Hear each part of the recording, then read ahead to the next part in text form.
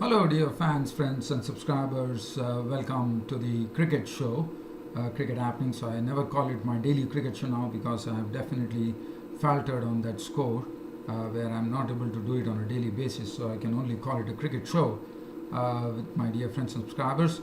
So, welcome back to the cricket show today.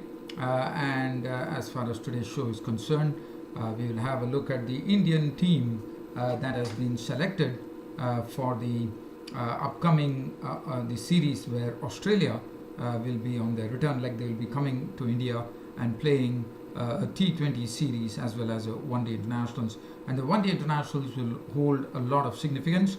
And the reason I'm talking about this is because the Indian team has been selected for both the T20 version and the ODI version. And the ODI version is something which will be paramount because, as we know, in all probability or in likelihood, one would say that this would be the team composition of India in World Cup 2019 in the United Kingdom, which is probably, I would say, right now 2 months away, 2 to 3 months away from getting there. So I'll be having a look at that. So that is one thing that we'll have a look. And then right now we have a match underway between New Zealand and Bangladesh. That's going on right now, and I will give you a live cricket update as we go along. So we'll be talking about that, the live cricket update, where currently as I am speaking to you, I do see that Bangladesh are once again struggling. They're 137 for 5 in the 31st over. They already lost the first ODI against New Zealand, as you would remember. Once again, Mohammad Mithun has come to the rescue and did a fine act, but he's already on. Sabir Rahman, Mehdi Hassan Miraz at the crease. So we'll revisit that. And other than that, the Sri Lanka South Africa game, that is the third day of the first Test match, is really turning into something very memorable, where the victory.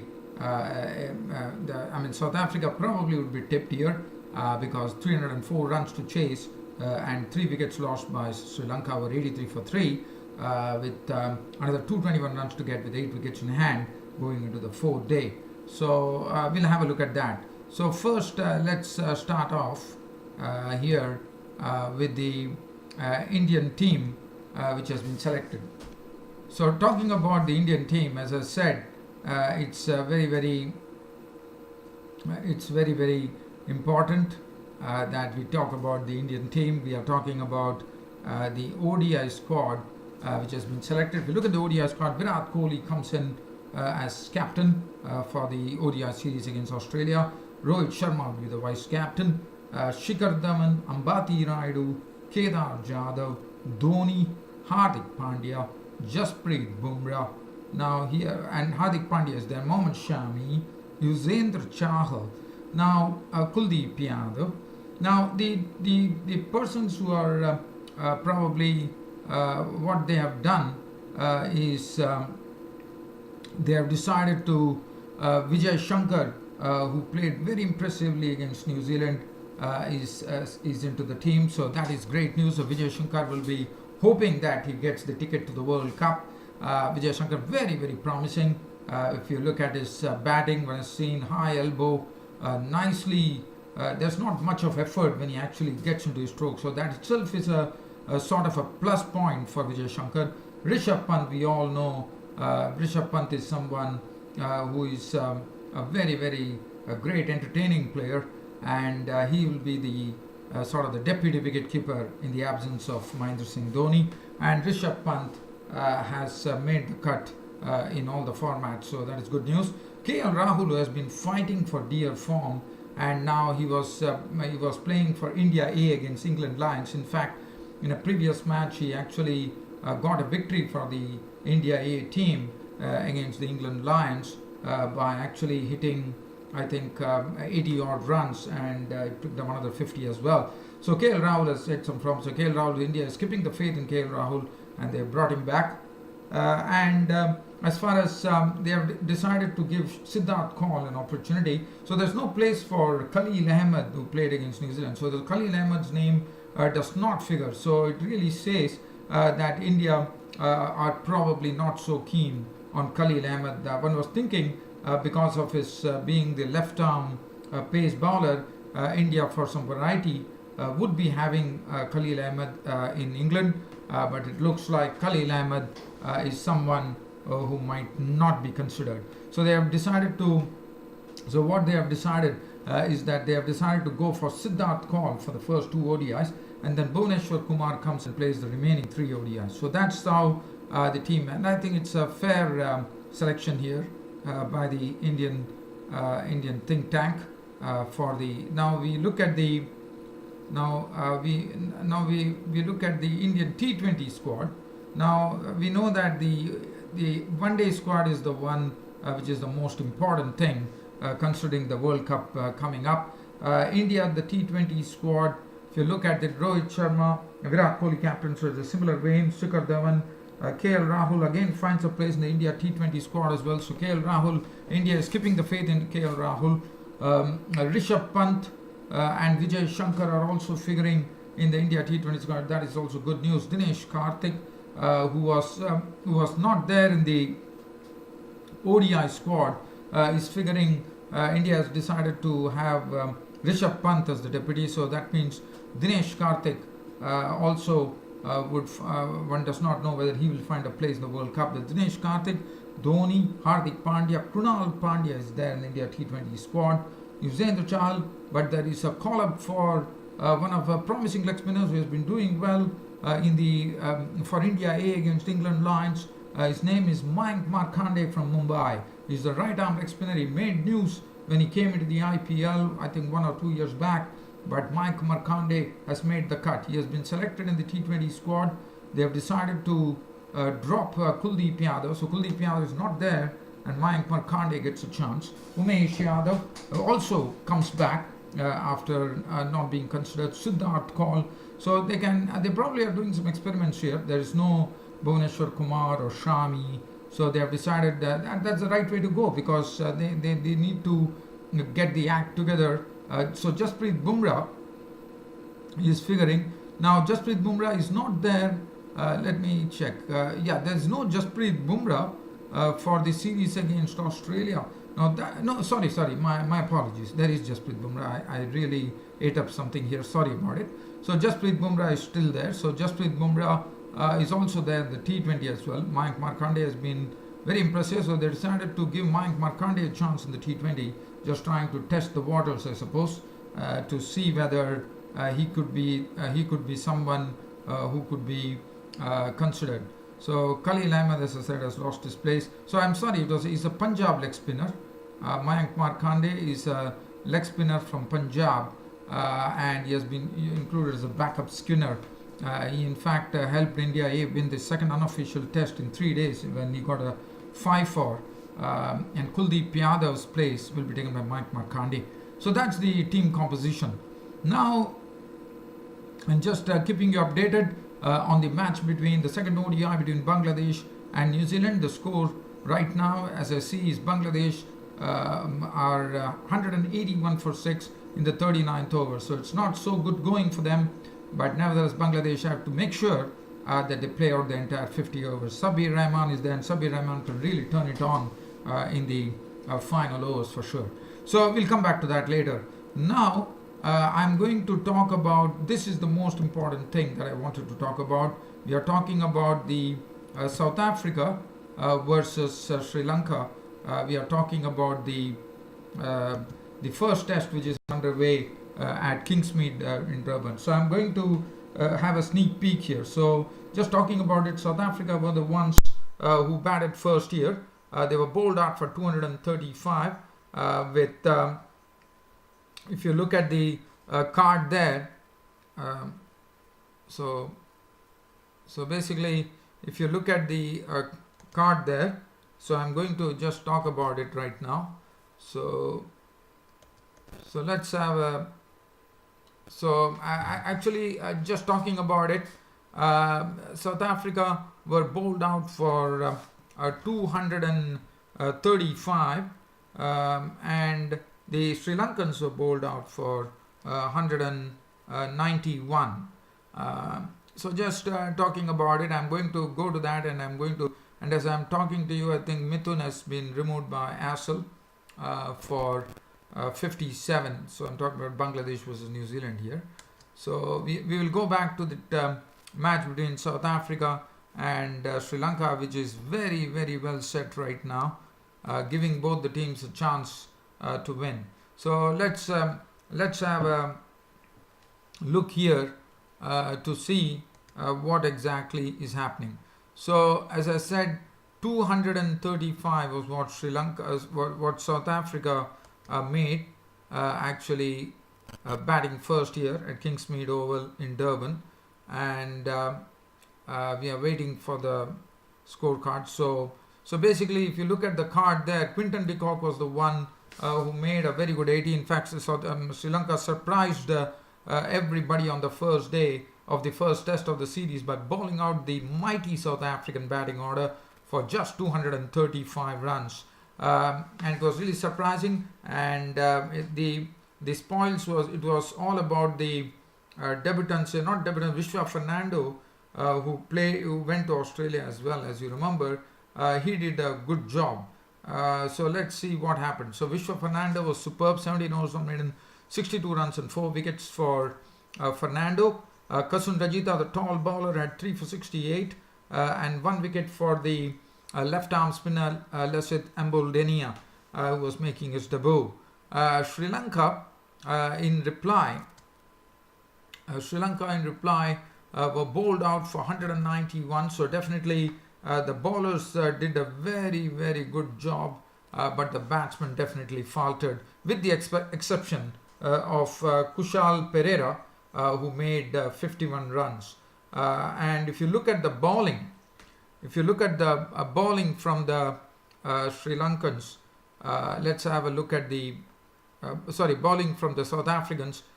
Dale Steyn was the one who picked up 4 wickets for 48, and 2 wickets were 2 wickets to Philander, 2 to Rabada. So that was the scene as far as Sri Lanka was concerned. And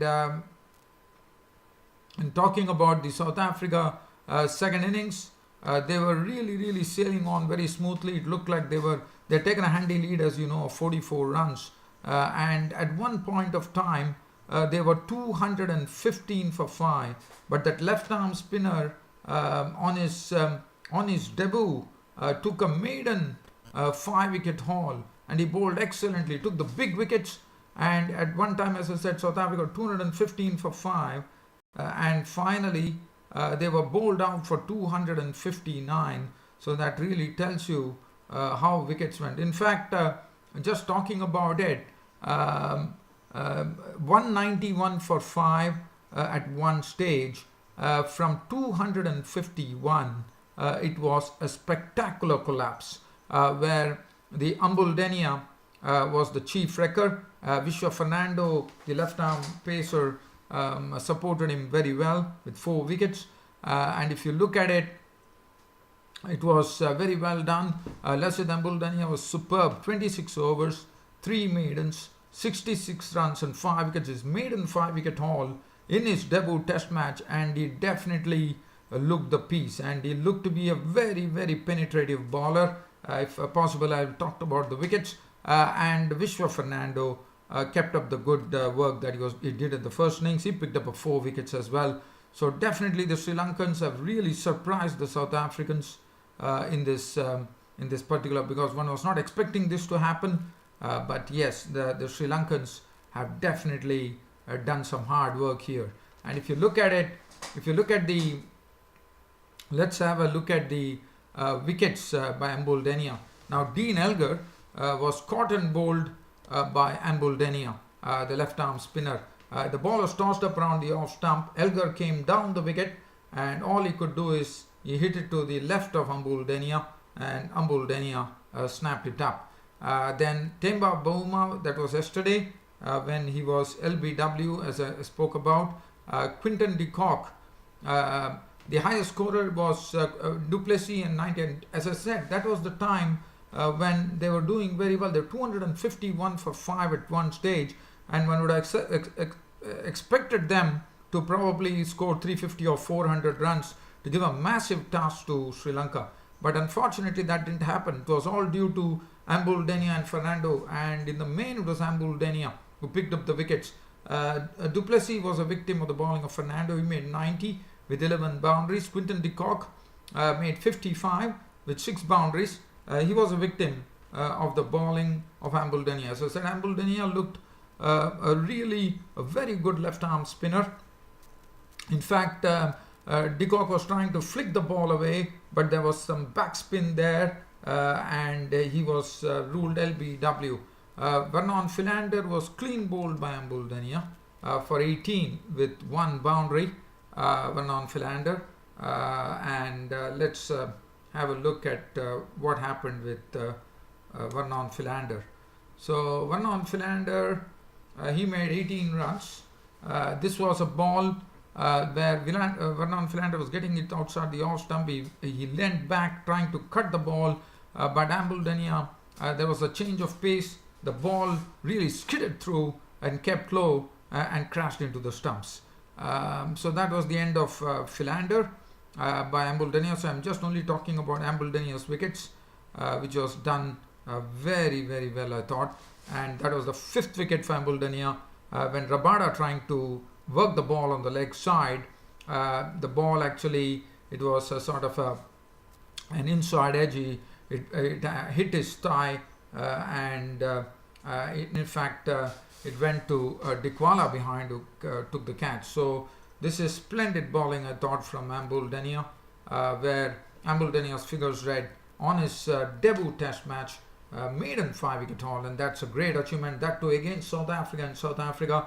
And I think Ambul Denia has a bright future, looking at the way he has bowled. 26 overs, 3 maidens, 66 runs and 5 wickets. Now the Sri Lankans were given a target. Of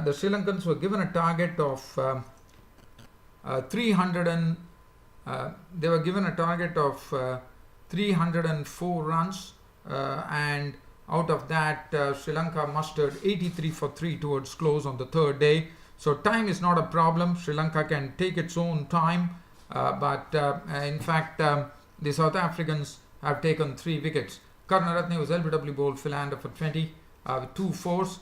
Tinimane was a victim of the bowling of Rabada for 21 with 3 boundaries. Mendes, that was the wicket which just before Duan Oliver actually had Kushal Mendes out for naught. So Kushal Mendes not having a good match here now, but the debutant Fernando, once again like the first innings, is sticking it out right now. He was not out on 28 with 4 boundaries. Kushal Pereira, who did very well in the first innings, is not out on 12.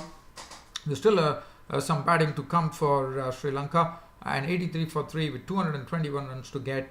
I mean, definitely one thinks, looking at the way things are going, South Africa still looking favourites, but Sri Lanka could well spring a surprise, as they sprung a surprise with the ball. Whether Sri Lanka can spring a surprise in the similar manner with the bat here, that remains the question. So let's wait and watch. It's a wait and watch approach, and I think the 4th day is going to be an engrossing battle between bat and ball, and definitely the result is coming. As I said, Sri Lanka have all the time in the world to score that 304. There's only 221 runs to get tomorrow. Definitely we might see result, unless the Sri Lankan batsmen really really start grinding the South African bowlers and really do something about it. But nevertheless, it was a pleasure bringing you. And before I go, let's go to a live cricket update on the Bangladesh versus New Zealand game. So let's go there and see what really is happening. So very quickly, Bangladesh versus New Zealand.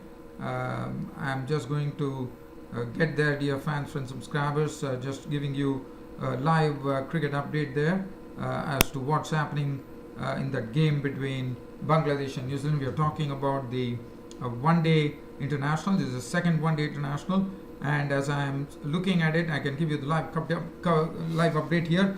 Now, once again, Mohammad Saifuddin, who did very well in the first one-day here, is at the crease. He's not out on 6. He made 41, as you will remember. in the first one-day international, which Bangladesh lost to New Zealand. This is the second one-day international, which is played at Christchurch in New Zealand, and Sabir Rahman is holding the fort for the Bangladeshis, and he's the one on whom and Saifuddin would be the ones to see to it that they could put up a respectable target on the board. So let's have a look at the scorecard. If you look at the scorecard, the toss was won by New Zealand, and they elected to field first. Tamim Iqbal once again failed to the bat. He was LBW bowled Matt Henry for 5 of 28 deliveries. Liton Das was dismissed by Bolt for 1. Soumya Sarkar perished for 22 of 23 with 3 boundaries. Mushfiqur Rahim was clean bowled by Ferguson for 24 of 36 deliveries, 2 fours. Mithun did a good revival job in the company of Sabir Rahman when the Sri Lankans were reduced to 48 for 3 at one stage. In fact, they were 93 for 5 at one stage after losing Mushfiqur Rahim and then Mahmudullah to the bowling of the right arm leg spinner Todd Astle for 7. And then now, I said Mohammad Mithun did a good job, so he's showing a bit of consistency here. He did well in the first innings, where he was the one who was responsible. He and Mohammad Saifuddin were responsible. So Mohammad Mithun is playing his part beautifully. 57 runs with 7 fours and 1 6. Sabir Rahman is holding the fort, and on him will depend Bangladesh getting to, and Mohammad Saifuddin, who has already showed his mettle with the bat, and Mehdi Hasan Miraz was a victim of the bowling Nisham. If you look at the bowling, Todd Astle has gone 2 wickets, and the other bowlers Henry bowled Granholm and Ferguson have shared 1 wicket. Unfortunately, it's time for me to leave, dear fans, subscribers, with more to come on